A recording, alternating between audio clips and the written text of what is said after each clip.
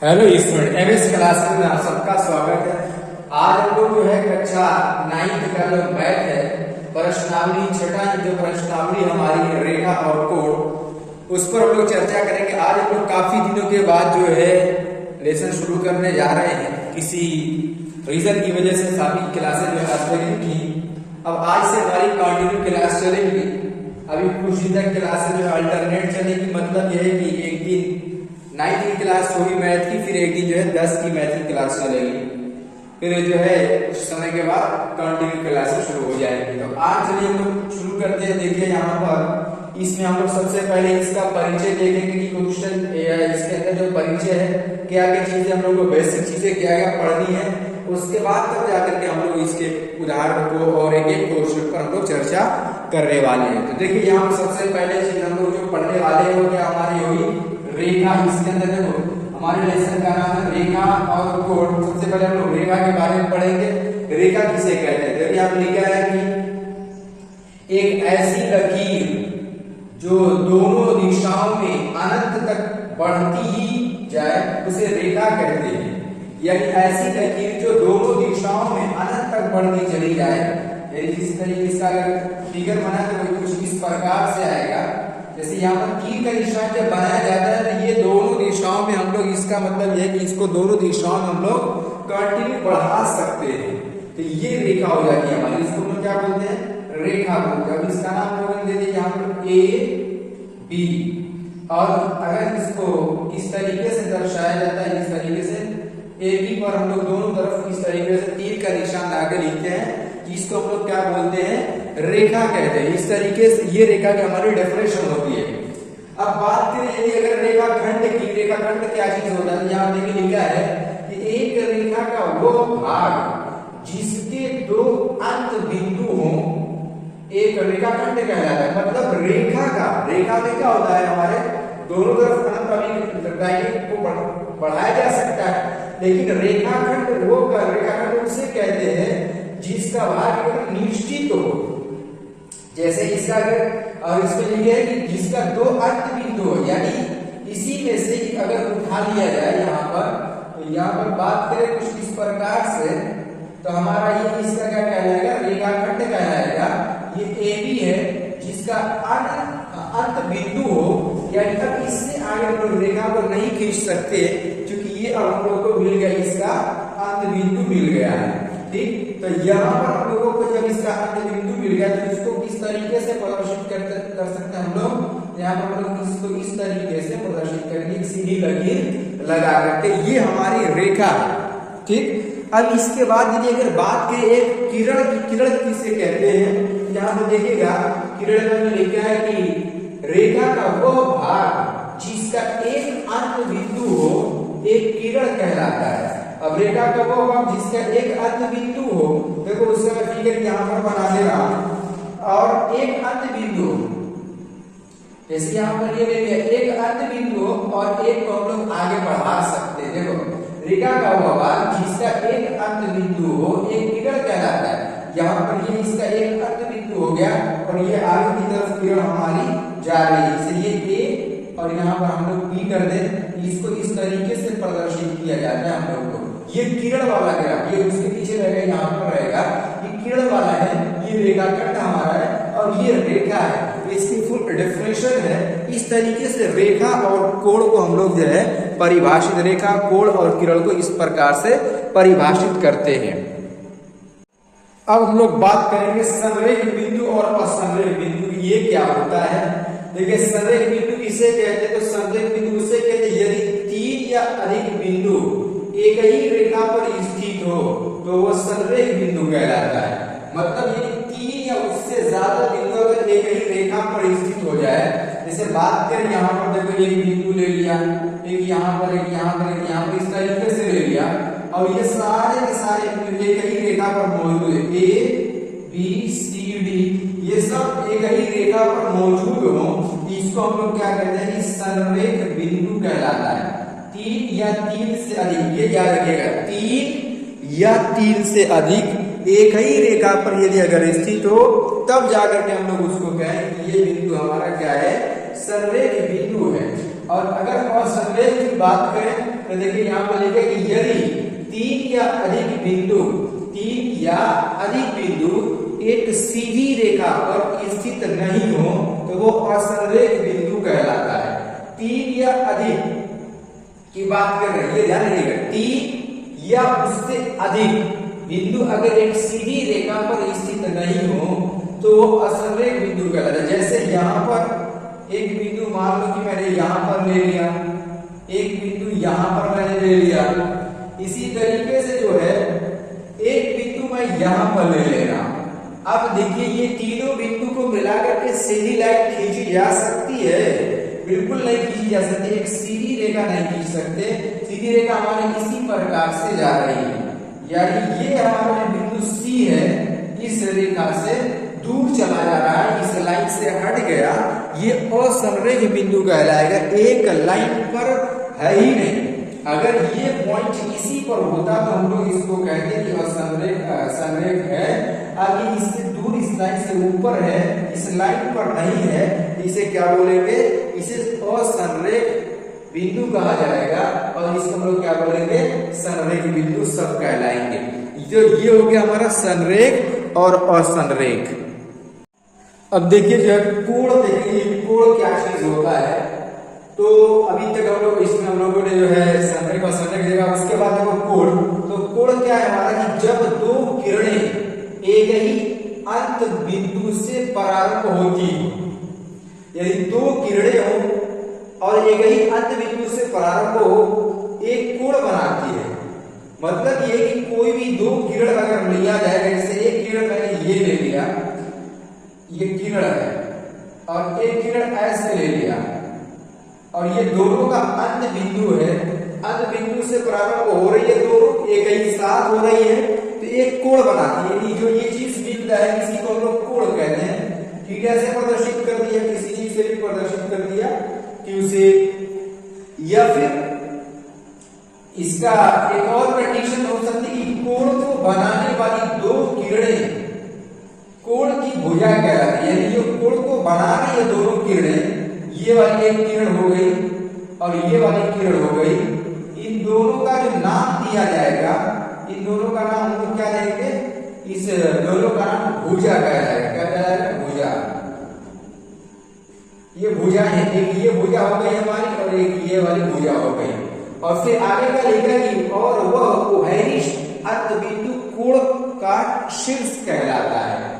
उभयनिष्ठ अंत बिंदु यानी ये जो दोनों किरण, एक किरण ये है, दूसरी किरण ये है, दोनों का उभयनिष्ठ बिंदु यहाँ पर जो O है, इसको हम लोग क्या बोलेंगे? इसको हम लोग क्या कहेंगे? शीर्ष कहेंगे। ये हमारा क्या कहलाएगा? शीर्ष कहलाएगा। तो इस तरीके से हमारा हम लोग जो है कोण को इस तरीके से जो है डिफाइन करते हैं। शीर्ष कहलाएगा, ये वाला पॉइंट याद रखिएगा, इसको शीर्ष बोलेंगे, ये दोनों को भुजा बोलेंगे, भुजा कहेंगे दोनों को बालिकाएं। और ये हमारा जो दोनों का उभयनिष्ठ बिंदु से जो झुकाव प्राप्त हुआ, या जो भी इसका प्रारंभिक बिंदु दोनों किरणों को मिलाने से जो चीज प्राप्त हुआ, उसको हम लोग क्या बोलेंगे? कोण कहेंगे। तो ये था हमारा कोण। देखिए हम लोग अगर बात करें कोणों के प्रकार की, तो कोण कितने प्रकार के होते हैं? यह कोणों का जो प्रकार हम लोग को देखना है, कौन कौन सा प्रकार होगा, उसको सबसे पहले अगर मैं बात करूं यहाँ पर आप लोगों की न्यून कोण की, इसकी न्यून कोण। तो न्यून कोण क्या होता है? तो न्यून का मतलब ऐसे ही हमारा कम दिख रहा है। न्यून का मतलब ये होगा कि इसका मान हमारा क्या होता है? 0 से बड़ा लेकिन 90 से छोटा होना चाहिए। न्यून कोण का मतलब इसका मान 0 से बड़ा हो और 90 डिग्री से छोटा हो, उसको न्यून कोण कहते हैं। यानी अगर इसको अगर प्रदर्शित करना है तो ये लिखेंगे कि 0 लेस देन थीटा, थीटा पर थीटा क्या है? कोण है, और लेस देन 90 डिग्री।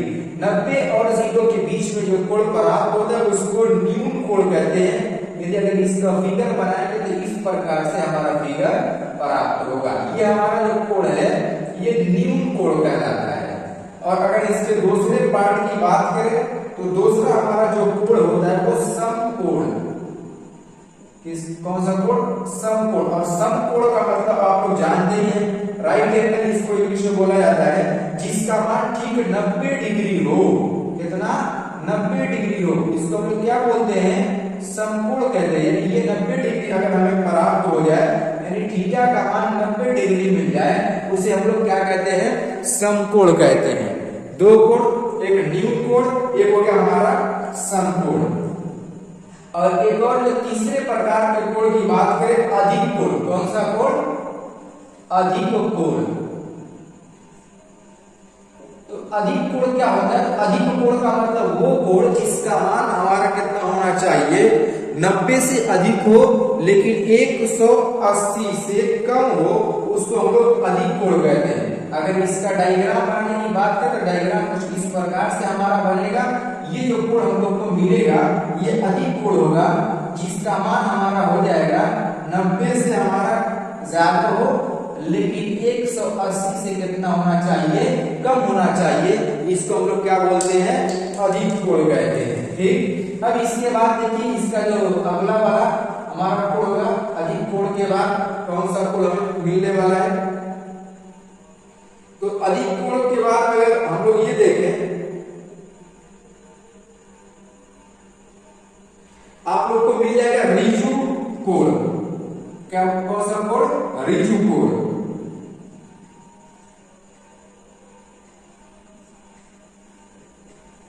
और ऋजु कोण का, ऋजु का मतलब सरल रेखा होता है, स्ट्रेट एंगल बोला जाता है इसको इंग्लिश में। तो जिसका मान 180 डिग्री होता है, उसको हम लोग ऋजु कोण कहते हैं। क्या बोलते हैं? ऋजु कोण। जैसे कोई इस तरीके की स्ट्रेट लाइन हो जाए और इसका एक कोई पर्टिकुलर पॉइंट यहाँ पर हो, और ये यहाँ पर जो कोण पार कर आता है, ठीक है, तो यहाँ पर 180 डिग्री मिलता है, इसी कोण को हम लोग क्या बोलते हैं? ऋजु कोण कहते हैं। तो अब 180 डिग्री वाले कोण को हम लोग क्या बोलते हैं? ऋजु कोण कहते हैं। इसी तरीके से एक और हम लोग को मिल जाएगा, वो क्या हो जाएगा? प्रतिवर्ती कोण। क्या हो जाएगा? प्रतिवर्ती कोण।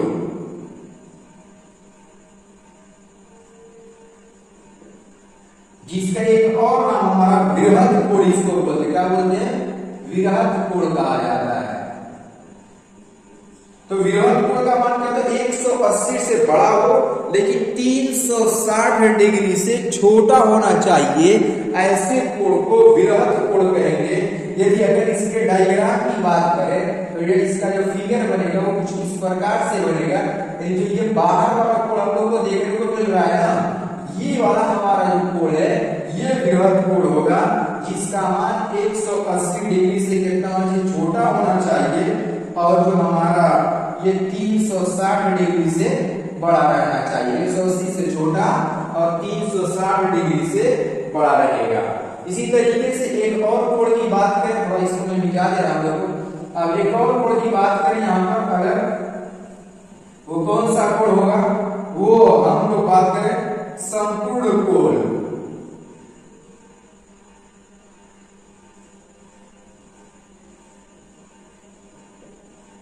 संपूर्ण कोण का मतलब ऐसा कोण जिसका मान 360 डिग्री होता है, उसको संपूर्ण कोण कहते हैं। जैसे ये इस तरीके से बना दिया जाए, ये हमारा क्या कहलाता है? संपूर्ण कोण कहलाता है। ये इस तरीके से, ऐसे जैसे इसका जो ये वाला कोण हिस्सा है ना, ये हमारा क्या होता है? 360 डिग्री, इसको हम लोग कहते हैं संपूर्ण कोण। ठीक। अब इसके बाद जो हम एक और कोण की बात करें, पूरक कोण। देखो ध्यान से, कौन सा कोण? पूरक कोण।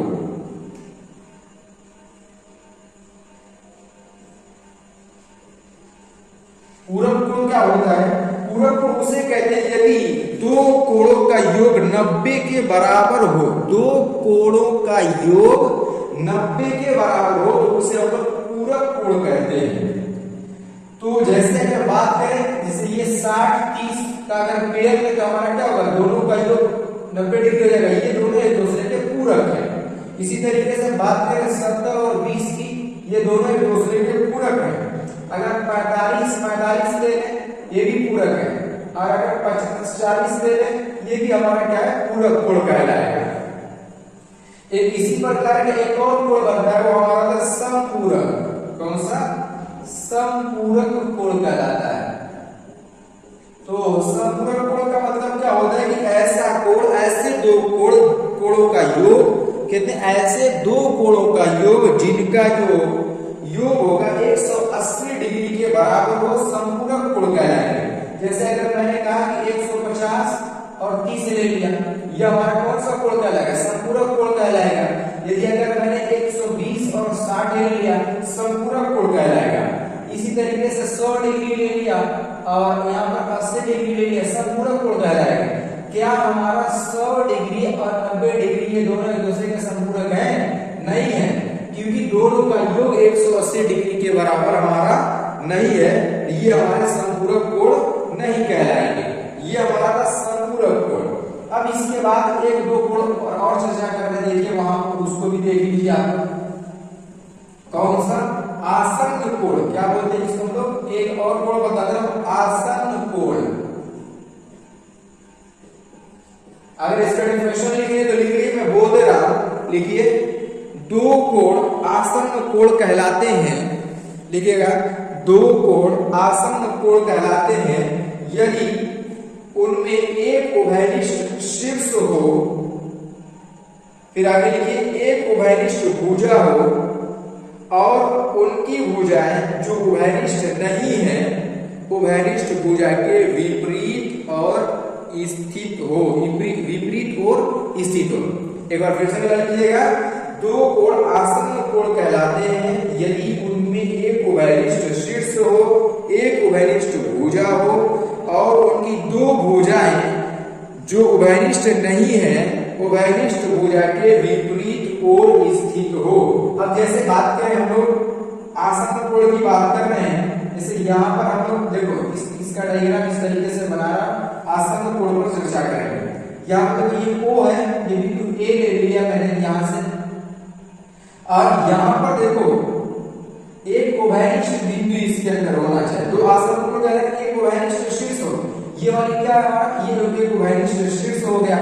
ये कोण फर्स्ट कोण, कोण नंबर 1 और ये वाला कोण नंबर 2 ले लिया मैंने, ठीक। और यहाँ पर जो हमारा है, देखो यहाँ पर दो एक उभयनिष्ठ शीर्ष हो, ये हमारा शीर्ष है, एक उभयनिष्ठ शीर्ष हो गया, एक उभयनिष्ठ भुजा, ये दोनों में होना चाहिए। शीर्ष दोनों में, दोनों के लिए सबके लिए शीर्ष समान, और ये वाली भुजा देखो दोनों में है, तो ये हमारा शीर्ष भी हो गया दोनों में, एक उभयनिष्ठ बिंदु भी और एक शीर्ष भी और एक हमारा उभयनिष्ठ भुजा। और जो उभयनिष्ठ नहीं है, जो उभयनिष्ठ भुजा के विपरीत और स्थित हो, यदि ये वाली रेखा सी वाली और ये वाली OA और OC रेखा हमारी जो है ये उभयनिष्ठ नहीं है, इससे जो घिरा हुआ कोण प्राप्त होगा इसको हम लोग क्या कहेंगे? आसन्न कोण कहते हैं। क्या बोलते हैं? आसन्न कोण इसको हम लोग कहेंगे। इसी तरीके से एक और कोण हमारा होगा, उसको भी बस देखो थोड़ा सा, शीर्षा भूमिक कोण। क्या बोलते हैं? शीर्षा भूमिक कोण। मैं लिख दे रहा हूं थोड़ा सा, देखो